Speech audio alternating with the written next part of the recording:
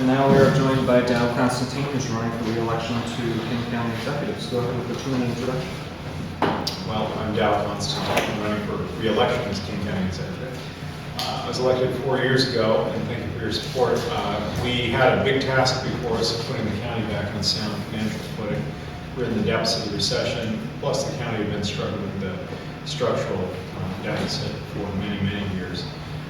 We set about doing that by engaging our employees in changing the way the county does business, continuing and expanding the health-based, the wellness-based healthcare program started by Ron Sims, but also by bringing in lean management techniques, beginning to expand those throughout the workforce, by engaging our employees and sharing their creativity, their observations, their knowledge about their workplaces to begin to do things more efficiently, more effectively, to clear away the processes that are no longer working and create those that would help us deliver better for the people of the county. And the reason we want to do that is because we're in an era of more limited resources, and while we continue to press for a tax system that is both fair and adequate to the needs of the people, we also must ensure that we are getting the most for each dollar so that we can deliver on the democratic promise of caring for those who particularly need our help, of protecting the environment, of providing public safety and public health, doing all those things the government was created by the people to do. Republicans have spent decades trying to render the government incapable of functioning and delivering on the promise. And I believe that we are in a good position in King County to counter that by providing a government that is well-functioning and continuously improving. Great, thank you. Now we have 5 prepared questions, 2-minute answers to each of these. And John, you start with number 1 for King County Executive. How would you compare yourself to the competition? What are your goals for regional transportation, and how do you plan to work with other jurisdictions to achieve these goals? So we have a pretty complex transportation system here. In addition to roads that are run by state, county, our 39 cities, and our sister jurisdictions in King, Pierce, and Snohomish counties. In Pierce, Kitsap, and Snohomish counties. We also, even within King County, have multiple transit systems. We, in my administration, this is not limited to transportation, have been working to create a spirit of partnership and a reality of partnership among jurisdictions and also with others in the community, businesses, nonprofit organizations, so that we can focus instead of on the internal needs of each jurisdiction, each institution, rather on the good that we're trying to deliver for our shared constituency. So, in the area of transit, for example, we're working very hard, even as we maintain the integrity of the different constituencies for transit, to unify the operations, to make the transit system more seamless behind the scenes, and to ultimately have less redundancy within the management. On the road system, I'm working with our cities to identify, and we've succeeded in identifying a shared agenda, but identify where the priority arterial routes are around the county that serve the entire metropolitan area and the entire economy of the county and the region, and try to focus our investments on those regardless of whether they're in unincorporated King County or Auburn or Shoreline, rather thinking as our citizens, our residents think of this as one big economy where they need to get educated, need to get to a job, need to get the kids to daycare. We're going to be able to expand on that model of partnership in the future, and I think we will succeed. Great. Number 2. An NBA committee recently rejected the sale of the Sacramento Kings. What are the next steps with respect to building a new basketball? Well, the arena will not be built unless there is a team or teams. The county's investment will be repaid is $5 million if there's just a basketball team or if there's a basketball team and a hockey team. The next steps are for the Hanson, Ballmer, Nordstrom group to continue their work to try to secure a team and secure the right to move it to Seattle and King County. And at that point, they can begin the process of completing the environmental review, getting permits, and building the arena. It's not until all of those steps are successfully completed that the county's obligation would kick in. And ultimately, we will be able, I think, to see a success in getting a team here. And the question is, when will that happen? In the end, the city and county are going to be financing part of this project and be getting all their money back. And while we're getting that money repaid, the county would also be receiving the sales tax for Metro Transit from this facility, the mental illness and drug dependency sales tax, a portion of other taxes that are generated by the facility. And it is going to be a net positive for us as a government, but also for the people of this region. I think, and I've been engaged in some behind-the-scenes conversations with port commissioners and others, I think we have an opportunity to leverage this investment into an opportunity to fix other problems, challenges that we have today, including environmental problems like contaminated soils, transportation problems like congestion and soda, a range of issues that have been allowed to languish over the years. Clayton? How has the county weathered budget cuts over the last 4 years? And as the economy improves, how should new revenue be allocated?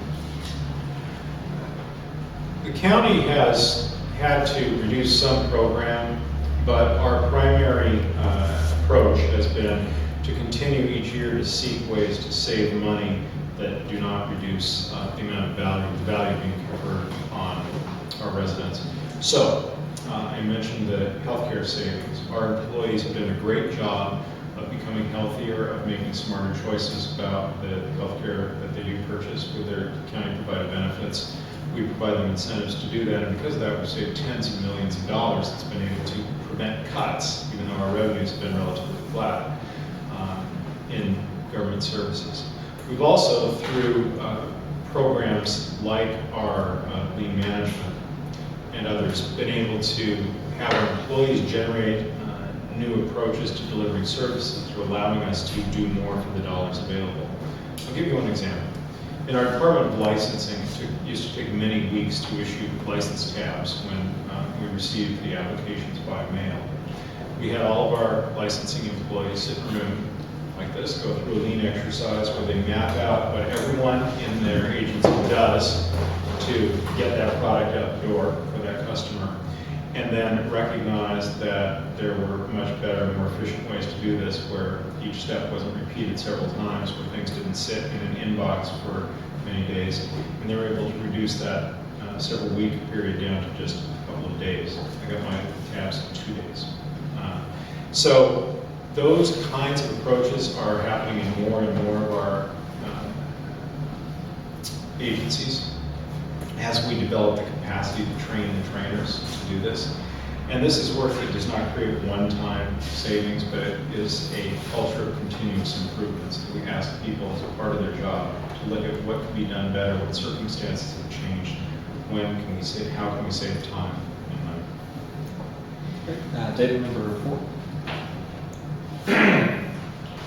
The county executive often must build consensus with the county council, the cities, and the state.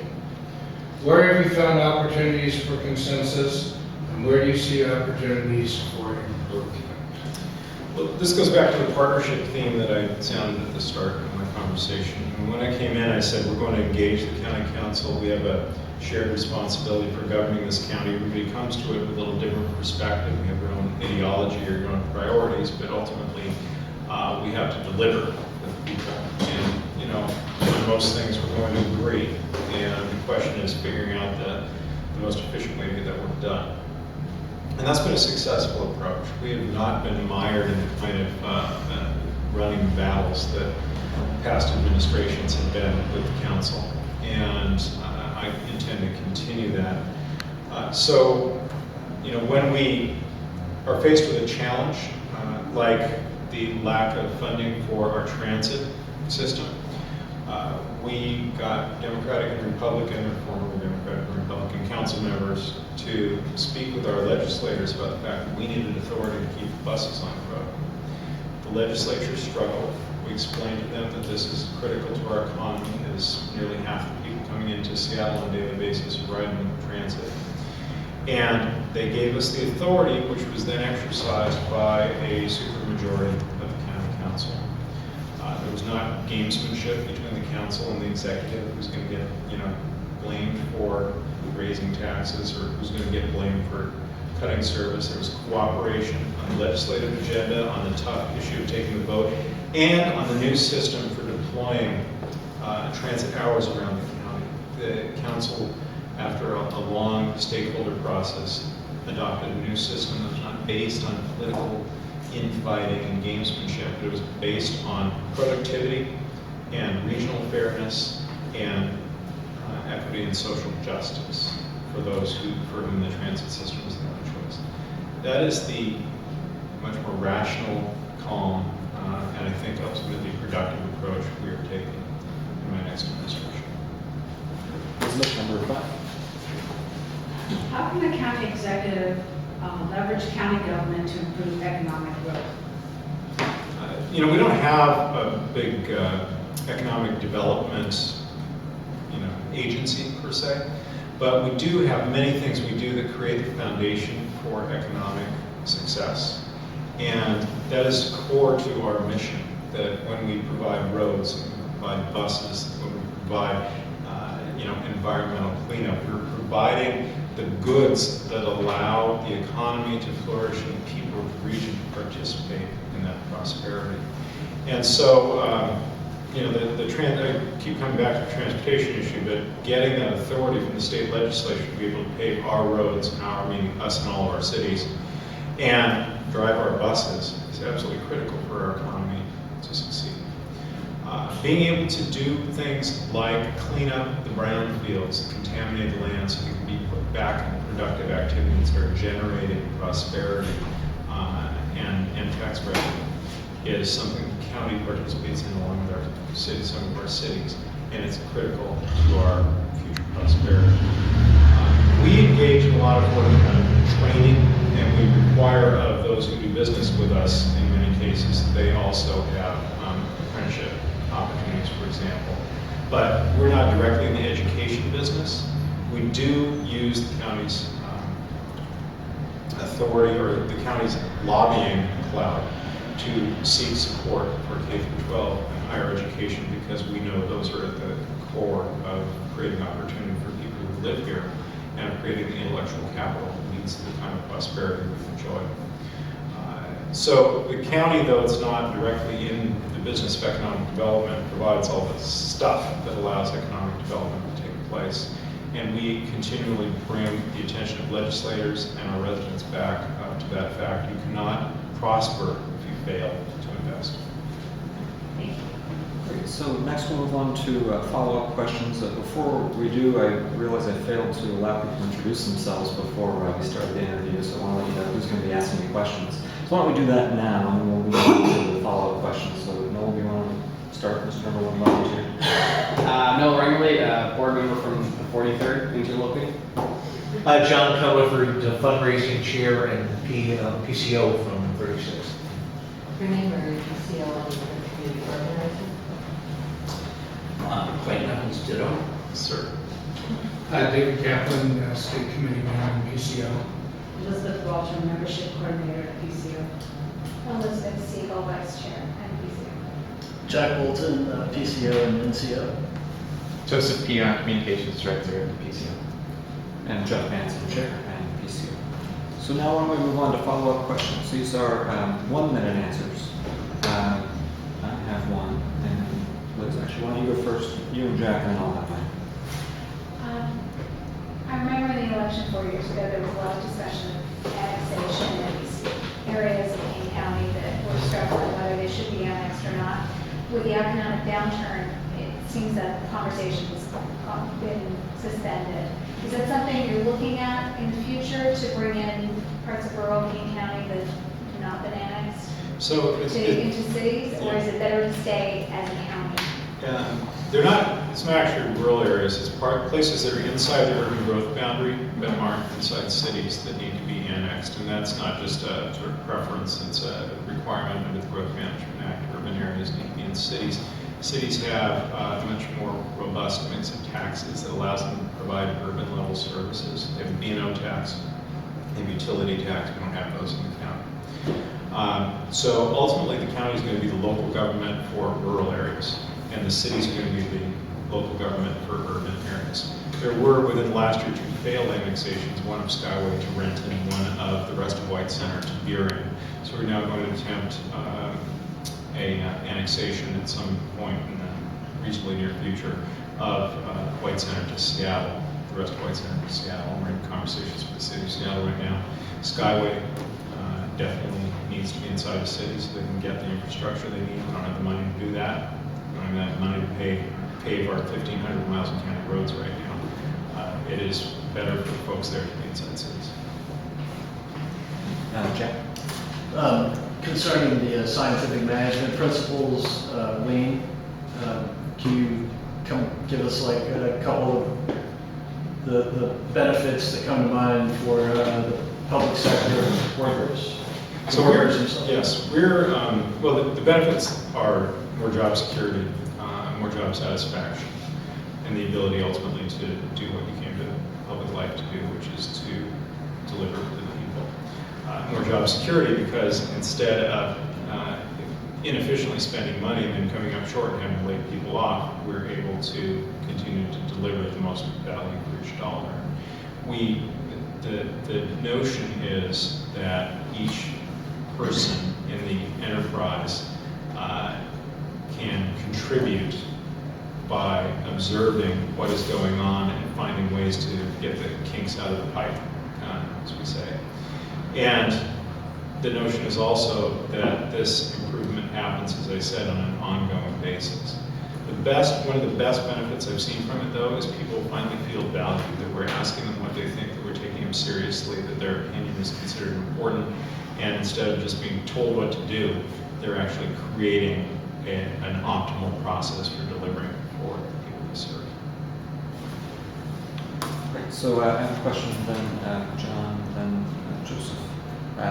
With the taxing authority for Metro, I'm thinking more long-term, if that fails or even if it passes, it seems like we just keep going back for more authority to raise the revenue we need to run our transit system. Is there sort of a long-term, maybe even beyond your next term, reform in order to have a sustainable revenue source? So transit is funded primarily by sales tax, 9/10% sales tax, and then by fare box revenue.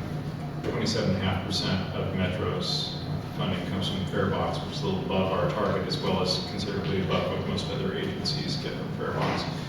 Sales tax was a poor substitute for, I think it was MVET that came before, which was eliminated by initiative. Sales tax is very volatile, and in general trending down over the years as people shift more to services and also save more, not spending as high a percentage of their incomes as did previously. Over the long term, we need to think of transportation as a system, not as these individual pieces. And we need to fund the system in a combination of transportation taxes, which could include some sort of mileage charge or system-wide low-level tolling, and general taxes that recognize the role of transportation as a foundation for the success of our economy. I've joined with the mayors of the various cities in addressing the transportation secretary about changing the conversation on tolling from the one they're having in Risserand now to the one that talks about the whole system. Thank you. John, and then Joseph. If the Hanson Group is unsuccessful in acquiring an NBA team, and this goes on for 2 or 3 years, what do you see happening to the area down in DeSoto? Do you see the county playing an important role at all in that area? Well, other than transit, we don't have a lot of direct jurisdiction there. We're also involved in the Duwamish cleanup, both combined sewer overflow and the toxic cleanup. So those are the places where we play, but in a larger role of convener, I think that we're in a position to help bring together some of the players, not just the Portland City, but others who have an interest there. I think the key to SODO is recognizing that those real estate pressures are going to continue, and rather than burying our heads in the sand and kind of being a victim of entropy, we need to figure out how to make the things we want to have happen there happen by being purposeful, by planning, by investing. We have dedicated capacity for freight movement. We make sure that commuters can get through. If we have the retail or other uses happen where we want them to happen and not interfere with the freight, then we can get additional value out of it rather than having to choose between competing values that ultimately defeat the value of the deep sea port. Joseph? So you mentioned that you are striving to make King County a beacon, an example of what good government can accomplish. And so I was just wondering if you could touch upon the best practices that you've come to believe in, both in creating a productive county culture in addition to lean and everything you mentioned about that, and also if you have any sort of metrics, like what's your leaderboard that you look at in terms of measuring how the county's doing? Well, of course, it's all a work in progress because this is a massive change, and it's a change that's not just being driven from the top down. It's being created by our frontline workers, by the middle managers, by everyone. So it takes a while to get fully implemented. And it'll never be fully implemented because it'll keep morphing, it'll keep changing as the needs change. We do have a number of ways to measure. We now have a pretty clear matrix for everything and that we're doing in government. We have each individual project. In many areas we have ways of measuring the status of projects by whether they're red, yellow, or green. We've convinced people in practice that having a project be red is not a bad thing. It's a thing that allows you to bring in the help you need to turn it green, which was completely contrary to the culture before. I mean, we didn't want to tell anybody that you were failing until it was too late. Those are the those kinds of culture changes are very tough to do because they're emotional. But we are going to be able to show you, I think, that the changes we're making are having demonstrable positive effect on the delivery of services. Great. So we're about out of time. If you want to do 30 seconds for closing. Our administration, though we have been dealing with really significant revenue constraints, has been successful in putting the county in a position to be able to succeed in the future, not just the county government, but the county as a whole. In the next 4 years, we're going to be ensuring that our jurisdiction is one of the few in the country that's able to compete on the world stage. As this economic recovery happens, our really clear priority is that the people of this county, the kids growing up all over this county, have what they need to be able to participate in that prosperity. We've done that, we've done our job. I appreciate your support. Great. Thank you very much.